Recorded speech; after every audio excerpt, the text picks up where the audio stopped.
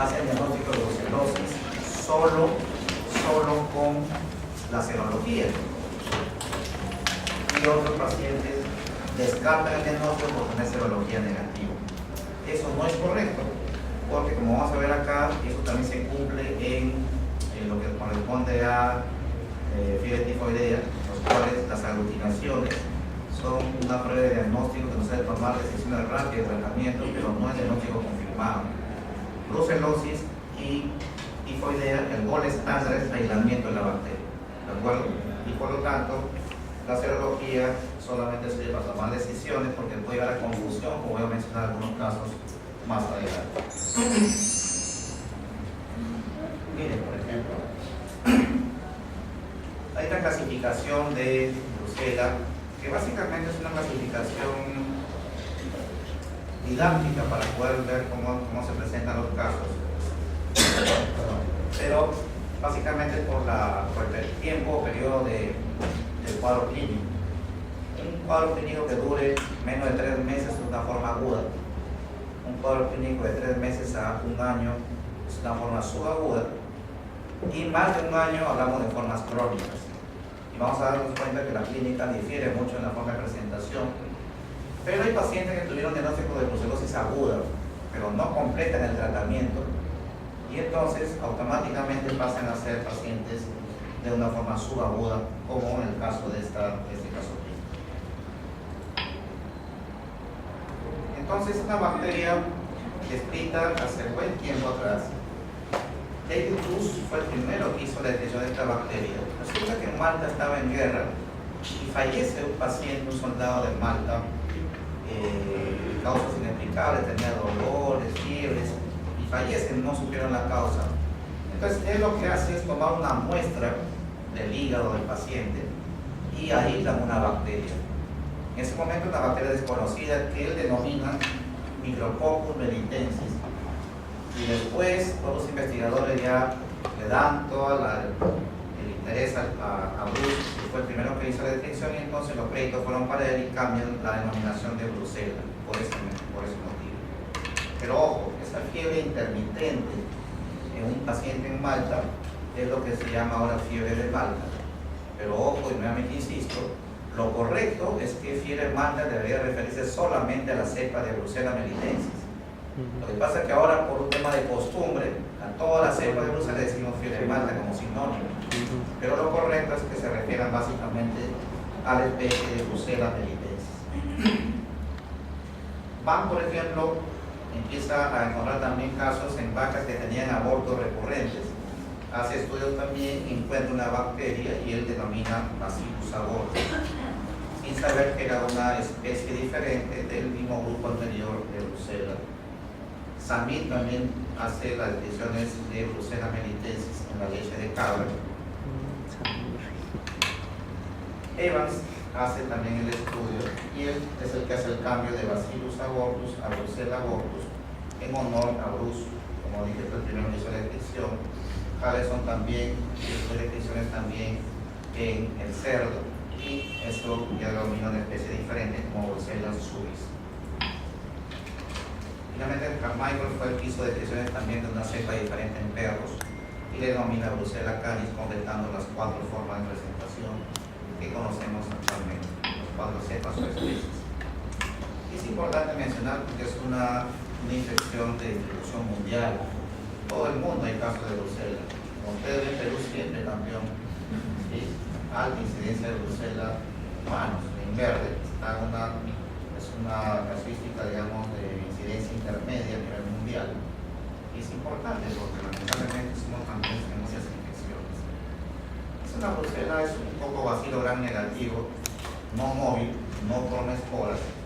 Sin embargo, es una bacteria muy quisquillosa, no crece fácilmente en los medios de cultivo, a tal punto que existía realmente un medio de cultivo especial que se denominamos Ruiz Castañeda modificado, el cual necesitaba por lo menos 30 días, entonces en 4 a 6 hasta 8 semanas para crecer en este medio especial. No crece en cualquier medio de cultivo. Actualmente hay unos medios que pueden hacerlo mucho más rápido, también confiables, pero el medio de cultivo clásico necesita por lo menos 4 a 6 semanas. Y a pesar que ese es el gol estándar, obviamente en forma grave de presentación no podemos esperar ese tiempo para tomar decisiones terapéuticas. Sobre todo porque hay formas graves de presentación como la neurobrucelosis y la brucelosis endocardítico brucelosis. Otras características importantes son catalasa positiva, necesitan identificarse de acuerdo a unos colorantes especiales, tienen también unos tipos polisacáridos que hacen que hagamos diferencias en cuanto a las especies. Y eso también le da factores de virulencia, de tal manera que las 4 especies no comparten el mismo nivel de virulencia. Las más severas en forma descendente es Brucella melitensis, Brucella subis, Brucella abortus y Brucella caris, en ese orden descendente de severidad o virulencia. Acá, por ejemplo, pueden ver cuáles son las variedades, que hay muchas variedades, pero las 4 que he mencionado son las que afectan principalmente al ser humano, otras afectan solamente a animales, así que es importante que lo sepan porque existen muchas más variedades de brucela, pero no todas son patógenas para el ser humano. Este es un estudio muy interesante, uno de los médicos infectólogos que más estudió brucela en nuestro país fue el doctor Botuso. Este es un estudio donde él pone también estudios epidemiológicos de pacientes de familias enteras con brucela y menciona pues que la edad es un factor importante. Mayores de 10 años tenían mayores casuísticas. En cuanto al parentesco, los hijos son los que tenían mayor cantidad de casos. Había antecedente de consumo de productos lácteos no pasteurizados, en la mayor cantidad de los casos se podía evitar ese antecedente. Y también el hacinamiento es un factor. Mientras más miembros en la familia hay, más posibilidad de casos de brucela dentro del hogar. También encontró que es importante que no había mucha diferencia en la frecuencia por sexos. Sin embargo, en mujeres se notaba la frecuencia más severa que en los hombres. También las descripciones de las formas agudas eran más frecuentes que las ondulantes crónicas. También se puede ver acá el caso de las severidades, de moderado a severa, principalmente los estudios que se encontró en nuestro país. En general es una bacteria que ingresa por vía oral, aunque también se pudo hacer un uso en bioterrorismo, en forma accidental. También personas que trabajan con estas cepas en laboratorio también accidentalmente pueden inocularse con la bacteria, pero básicamente nuestro medio es ingreso por vía oral, y es una bacteria que entra por vía oral, vence la acidez, el pH del estómago, llega a la mucosa intestinal y de ahí logra llegar a los ganglios linfáticos, porque es una bacteria que le gusta el tejido linfoide, y por vía linfática invade el hígado y el vaso, y después de ahí puede invadir todo el organismo por vía hematógena. Es una enfermedad que puede afectar cualquier órgano, aparato o sistema del organismo, y por eso que se denomina la gran imitadora, porque de acuerdo al órgano que afecte va a encontrar una clínica muy diversa. Entonces, ¿cómo planteamos el diagnóstico de un paciente con brucela? Importantísimo nuevamente la parte epidemiológica, la ocupación, el antecedente de ingesta de lácteos o alimentos que tengan en la elaboración de los mismos que tengan lácteos, viajes y los signos de síntomas que puedan ser sugestivos, aunque pueden ser de mucha forma de presentación. Por ejemplo, yo sirve con un caso clínico de un paciente clásico, un paciente chofer de transporte de carga pesada que viaja al interior del país, hace rutas largas. En el camino siempre se va a un restaurante, come donde puede y se come su rica papa a la huancaína, pero está hecho con queso de cabra, no pasteurizado. 2 semanas después el paciente tiene dolor intenso en la zona genital y nota que el testículo izquierdo está altamente inflamado. Va al hospital y si es una infección de transmisión sexual, le dan múltiples antibióticos, el paciente no mejora, hasta que alguien le hace la pregunta y cuando ya hace relación con los alimentos que consumió, plantea la posibilidad de una orcoepididimitis por brucela y con el tratamiento el paciente mejora. Esa forma de presentación es solamente compromiso genital es raro, pero hay formas también que se ha escrito solamente presentación genital. Pero es importante que a los síntomas tienen que sumarle toda la parte epidemiológica para plantear el diagnóstico. Además, esta enfermedad tiene sus compromisos. La fiebre ondulante, clásicamente la famosa fiebre de Malta o las formas subagudas, hay compromiso articular con mucha frecuencia, compromiso hepato de esplenomegalia, puede haber compromiso neurológico con menor frecuencia. Sumamos a eso los estudios serológicos para tomar decisiones terapéuticas rápidas, mientras que van corriendo los cultivos. Ojo, porque los cultivos tienen que ser hechos de todas maneras para confirmar el diagnóstico. Esto de acá se usa solamente para el tema de decidir el tratamiento antibiótico en forma precoz. Es una bacteria que tiene muchas características que lo invalida a los fagocitos circulantes, por eso es que puede estar en estado latente a nivel intracelular, puede quedarse en forma inactiva dentro de las células y por eso puede estar en forma latente durante años. Por eso se dice que Brucela también, el tubo brucelosis aguda, igual que tuberculosis, se cura la enfermedad, pero no pueden erradicar la bacteria. Y por lo tanto puede haber reactivaciones en los siguientes meses después del tratamiento, incluso cuando completó todo el tratamiento. Es importante que a veces son infecciones subclínicas, pero a veces sí hay síntomas muy evidentes. Sobre todo eso va a depender de dos cosas: de la cantidad del inóculo, porque ha sucedido que en una familia todos comieron queso, pero solamente algunos de ellos hicieron síntomas. Entonces se investiga y se da cuenta que los que tienen síntomas son los que comieron más cantidad de queso, como más inóculo, y además, si fue leche de cabra o queso de cabra, lo más probable es que sea Brucella melitensis, que es el más agresivo de las 4 especies, y por lo tanto eso explica por qué hay más síntomas, porque son cepas más violentas. Normalmente los pacientes con tratamiento tienden a la curación, pero sé que hay un porcentaje que hablaremos más adelante en el tratamiento, que a pesar que tengan un tratamiento correcto, tienen recaídas, sobre todo en los primeros 3 meses post-tratamiento. Por eso el seguimiento se hace hasta un año después de haber completado el tratamiento. Algunos van a las formas crónicas y algunos quedan como estado convaleciente por algunas semanas o meses hasta llegar a la curación nuevamente de la enfermedad, pero no a la erradicación nuevamente, porque quedan formas latentes en el organismo. Y los síntomas, como les dije, son muy variados. Como ven ahí, astenia, fiebre, mialgia, sudoración, dolor articular, uno puede pensar ahí hasta en tuberculosis, cefalea, anorexia y pérdida de peso. Esos son los síntomas, los signos clínicos más frecuentes. También es importante frecuente con el compromiso articular, linfadenopatías, esplenomegalia, orcopirimitis, como ven, en la quinta parte de los casos se puede presentar. Compromiso del seno nervioso central también es raro, pero son formas muy graves de presentación. Y compromiso cardiovascular también. Las dos últimas son las formas más graves de presentación y por lo tanto, si hay sospecha clínica, se toma las muestras y se inicia el tratamiento lo más pronto posible.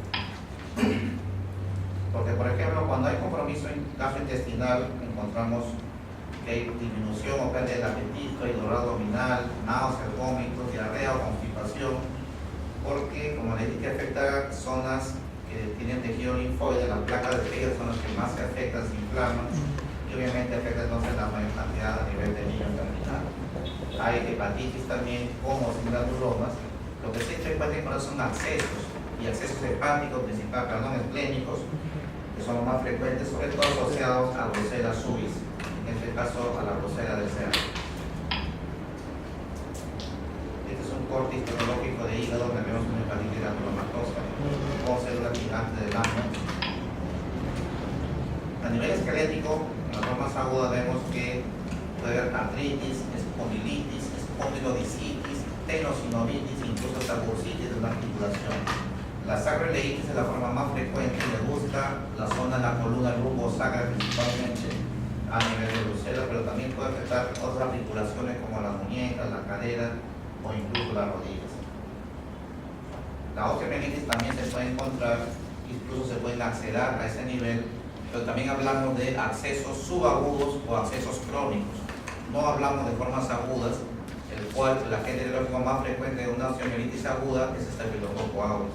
En este caso hablamos de formas subagudas o crónicas en las placas respectivas. ¿Cómo se hace el diagnóstico? Se hacen los estudios radiológicos respectivos, después se hace el diagrama, tomografía computarizada, donde se puede ver claramente la destrucción del tejido óseo con destrucción ósea y accesos paraespinales incluso. Es una resonancia donde se ve en la flecha ahí claramente la presencia de un acceso frío, y eso genera un dolor lumbar intenso, en este caso lumbosacro, dolor intenso que el paciente se refuerza el dolor y no encontramos la solución al problema hasta que encontramos que hay un acceso ahí, el cual a veces requiere tratamiento quirúrgico, simultáneamente al tratamiento farmacológico. Esta es una forma grave de presentación a neurobrucelosis. Puede ser una forma meningoencefalitis, puede haber acceso cerebral, puede haber mielitis, neuritis, incluso puede haber síntomas psiquiátricos de psicosis incluso. Raro, pero como le dije, es muy peligroso porque se demora el tratamiento y las secuelas también pueden ser muy graves. Uno hace una punción lumbar y encuentra una piositosis a predominio mononuclear con elevación de proteínas, la glucosa puesta normal o ligeramente disminuida. El cultivo es poco sensible al líquido cefalorraquídeo, no se impide rutina, y encontramos también en el estudio de imagen cerebral calcificaciones a nivel de ganglio basal y presencia de accesos múltiples generalmente. Acá se puede ver básicamente un granuloma cerebral, ¿sí? Un granuloma cerebral cerca de los ganglios basales. A nivel urogenital decía que es un paciente que tiene antecedente de consumo de estos productos y debuta con una ortoepididimitis, ¿de acuerdo? Pero la complicación renal es muy rara realmente, más afecta el testículo en el caso de los varones y las mujeres puede afectar las trompas, causar una cervicitis o accesos pelvianos. El aborto es infrecuente, eso debe quedar claro, porque se ha demostrado el aborto recurrente en el ganado vacuno. Esa misma cepa en mujeres gestantes no ha demostrado la misma frecuencia, la tasa de aborto no aumenta en presencia de Brucella abortus. Por lo tanto, tiene una virulencia muy baja en el ser humano y no ha sido demostrada una relación directa de aborto con esa cepa de Brucella abortus. ¿De acuerdo? Básicamente debe estar claro eso. Entonces el aborto es muy infrecuente, muy poco asociado a esta infección. Miren el compromiso urogenital. Un testículo gigante, con flogosis obviamente a nivel del testículo izquierdo. Esto puede ser la única manifestación de Brucella en un paciente varón. Las formas graves también incluyen la forma cardiovascular, manteniendo carditis en menos del 2%, pero son una de las principales causas de muerte. Incluso con tratamiento correcto, muchas veces no se puede evitar la destrucción de la válvula. El paciente se cura de infección, pero necesariamente se recurre a recambio valvular para corregir el problema. También puede afectar otras estructuras del corazón, puede afectar el pericardio, puede incluso haber miocarditis, aparte de la endocarditis que había mencionado como forma primaria. Ven acá, estudió la válvula de recambio valvular en el paciente como complicaciones. A nivel respiratorio, puede haber síntomas leves como un proceso de catarro, una placa normal, inicialmente un signo de bronquitis, pero también puede formar grave presentación como bronconeumonía, con nódulos pulmonares, con accesos, con derrame pleural incluso, que son raros, pero es importante mencionar. El problema es que cuando hacemos cultivos de secreción pleural o de esputo, generalmente son negativos, es muy difícil el diagnóstico cuando encontramos compromiso respiratorio. Otra forma de complicaciones son los accesos, y son frecuentes los accesos esplénicos con calcificaciones, y muchas veces recurrimos a hacer drenajes por vía quirúrgica, y algunas veces cuando no funcionan los antibióticos se ha requerido incluso esplenectomía en la minoría de los casos. Miren acá ustedes en esta tomografía múltiples accesos esplénicos, múltiples. Si no responden a los antibióticos, entonces tenemos que extirpar el vaso. Y le dije que la gran indicadora, por eso que produce todas las citis que ustedes imaginan. Ahí está. Articular, genitourinario, neurológico, cardiovascular, digestivo, hasta cutáneo, puede haber manifestaciones del sistema nodoso, por ejemplo. Pulmonares, hematológicas, realmente son muchas formas de presentación, incluso hasta formas oculares, compromiso de tiroides, por ejemplo. Entonces realmente es bien difícil si solamente tratamos clínicamente ese diagnóstico de Brucella. Tiene que juntar clínica, epidemiología, nuevamente insisto, la serología, tomar decisiones, mira que el cultivo va corriendo y podamos tener el diagnóstico definitivo. Y nuevamente entonces insisto acá, epidemiología, clínica, aislamiento bacteriológico, que es el gol estándar, y los estudios serológicos son básicamente para decisión terapéutica. Este es el clásico medio de cultivo de Ruiz Castañeda modificado. ¿Sí? Se pide hemocultivo, se pide mielocultivo. Dicho sea de paso, el mielocultivo tiene mejor rendimiento, porque una característica importante es que uno ya puede iniciar antibióticos y aún así puede pedirle el monocultivo después. Con los antibióticos el monocultivo casi no se altera, pero el hemocultivo o de otras zonas sí, con el mismo antibiótico puede ser que ya se negativice rápidamente. Entonces es importante esto, pero estos medios de cultivo que son relativamente sencillos de preparar, no lo tienen todos los hospitales. Por ejemplo, en el Hipólito Unanue no hay este medio de cultivo.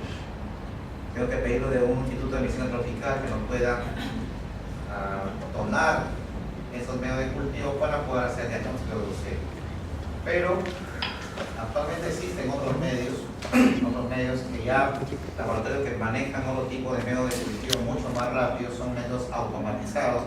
Básicamente, claro, los Bacter, que ven ahí, sobre todo el Bacter 9000, que puede tener una sensibilidad hasta de 100%, incluso en una semana. Esos son métodos nuevos que han salido y que podrían ahorrar mucho tiempo porque pues Castañeda, como digo, es muy difícil de encontrar, la sensibilidad es un poco menor y además hay que esperar 30 a 40 días para tener resultados de crecimiento. Estos métodos mucho más rápidos nos pueden ayudar bastante a tomar decisiones terapéuticas. Esta para la comparación, 21 días como mínimo Río Castañeda, con la forma de ICE centrifugación 4 días y estos cultivos rápidos de médula ósea, en 7 días podemos tener claramente el diagnóstico con una sensibilidad del 97% de las formas agudas y 50% en las formas crónicas. Entonces el diagnóstico tiene que tener claramente toda esta característica de cuadro clínico, epidemiológico, cultivo y nos puede ayudar también un poco la serología. Esta serología es para el clásico. Como ustedes ven, los clásicos los usamos acá y seguimos usando en el Hipólito Unanue. Básicamente la aglutinación en tubo o en placa más la rosa de Bengala, ambas pruebas dosan inmunoglobulina M. Por lo tanto, básicamente me sirven para las formas agudas. El 2-mercaptoetanol, esta prueba dosa inmunoglobulina G. Por lo tanto, usamos más en las formas subagudas. Pero sucede que en las formas crónicas ya no hay los anticuerpos aglutinantes, ya no existen, no aglutinan, todas son negativas. Y entonces echamos mano de estas formas que acá, sobre todo el test de PUMS, ayuda mucho en las formas crónicas. ¿De acuerdo? Hay un método nuevo también, como ustedes ven acá, más rápido también. No están disponibles todavía en algunos establecimientos de salud, pero se pueden servir. Pero les decía que nunca diagnóstico solamente con esto. Cuento un caso de Hipólito Unanue, hace un año más o menos. Era un paciente con HIV que venía con un cuadro de fiebre y dolor lumbar, básicamente eso. El examen clínico se le nota una masa ahí paravertebral en la zona lumbar, casi lumbosacral, una masa escalpada dolorosa. El paciente tenía limitación funcional para caminar por el dolor. Y entonces le hicimos estas pruebas y salió aglutinación en placa 1/200. Rosa de Bengala positivo y 2-mercaptoetanol 1/100.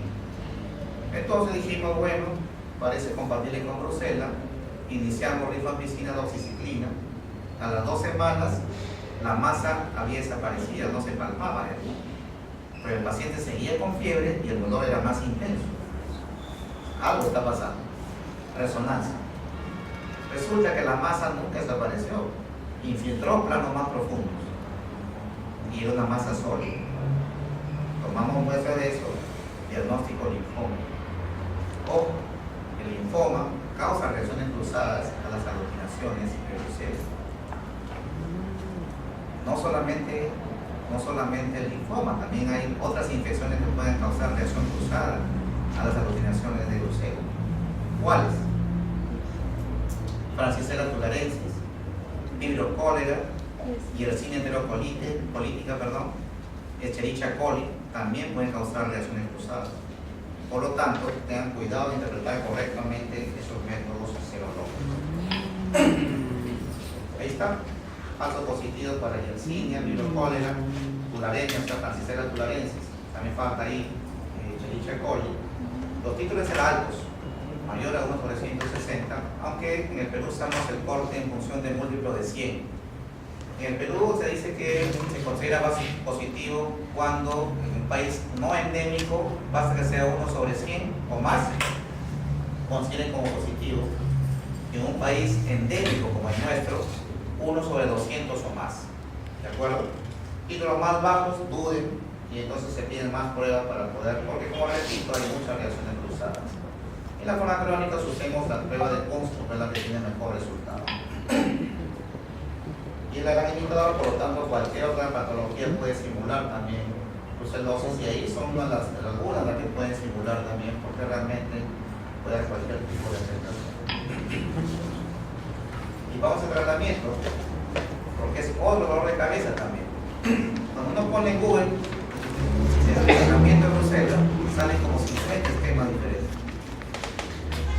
Se trató de unificar cuál es el esquema más adecuado, probando múltiples antibióticos. Se determinó que el núcleo básico del tratamiento son las tetraciclinas. Son antibióticos que penetran bien porque son gérmenes intracelulares, penetran bien en los tejidos de la doxiciclina, no se afectan por el pH ácido de los accesos fríos, y entonces doxiciclina es el núcleo básico, pero va asociado a otra droga principalmente, cual siempre se eligió por la eficacia, los aminoglucósidos. ¿Cuál de ellos? La streptomicina fue el tratamiento clásico. Entonces el esquema más adecuado era streptomicina más doxiciclina.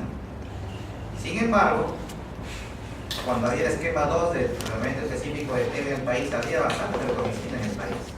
Actualmente no encontramos, así no vamos a encontrar streptomicina. Entonces, ¿qué hacemos en nuestro caso cuando no hay streptomicina? La OMS dijo, bueno, busquemos un esquema que sea más barato, sea fácil de conseguir y que sea por vía oral, porque nadie se quiere inyectar por 2 semanas y los aminoglucósidos dolorosos a nivel intramuscular. Y la adherencia, por lo tanto, disminuye, no completa el paciente las 14 dosis. Entonces se probó con rifampicina, se dio cuenta que sí, la tasa de eficacia era muy similar. Doxi más estrecto tenía una tasa de curación muy similar a doxi más rifampicina. Pero había un problema. Doxi más rifampicina tenía más tasas recaídas. Y entonces también dijeron, bueno, si no hay estrecto, podemos con otro aminoglucósido. El más estudiado ha sido gentamicina, se usa como alternativa, pero hay nuevos estudios que demuestran que la amicacina podría ser mejor. ¿De acuerdo? Podría ser mejor. Cuando hay acceso localizado que no mejora, tiene que usar tratamiento quirúrgico, obviamente. Ahí está, la alternativa. Dosis estrecto, dosis genta, la alternativa dosis de rifampicina, pero hay más tasas de recaídas. Y ahí está, miren. Si yo uso tetraciclina más estrecto, la tasa de curación de recaída es 3 a 5%. Pero si uso doxi más rifampicina, la tasa de recaída es 5 al 15%. Por eso, ¿qué tiene que decir? El paciente sí va a cumplir el tratamiento por vía oral, pero hay que hacer un seguimiento más estricto porque hay más tasas recaídas, sobre todo los primeros 3 meses después de terminar el tratamiento. Seguimientos hasta 1 año, como vamos a ver más adelante. Pero hay un problema. La doxiciclina está contraindicado en niños menores de 8 años y en gestantes. Y entonces hay que ver qué alternativas hay. En gestantes, por ejemplo, y en niños menores de 8 años se sugiere usar solo rifampicina como monoterapia, un esquema menos eficaz, pero no hay forma, no se puede dar doxiciclina en esos casos. Y en las formas graves de endocarditis, neurobrucelosis, ojo, la terapia restringe siempre doxiciclina más el aminoglucósido que ustedes prefieran, más rifampicina. El aminoglucósido se usa por 14 días. Las otras 2 drogas deben usarlo por lo menos 3 meses. Por lo menos 3 meses. ¿De acuerdo? Porque los demás esquemas son básicamente 6 semanas, de 42 a 45 días. Pero esos 3 meses en la forma grave, endocarditis y neurobrucelosis, aunque ya lo mencioné, que a pesar de usar esta dosificación y ese tiempo, muchos pacientes con endocarditis terminan con recambio valvular igual a pesar del tratamiento. ¿Cómo prevenir? Evitar el consumo de estos productos no pasteurizados, inmunizar al ganado para poder asegurarnos que no tengamos ese tipo de problemas. Y vacunación en ser humano, existen vacunas que existen en otros países, sobre todo no endémicos, que van a viajar a zonas endémicas. Se pueden vacunar, pero en nuestros medios no tenemos disponible esa vacuna. Ahí está lo que decía, la tasa de recaídas es más frecuente con dosis de rifampicina que con dosis de rifampicina. Con las drogas y las dosis que se recomiendan para cada una de ellas, va a encontrar algunas guías que hablan sobre quinolonas, ofloxacina y ciprofloxacina.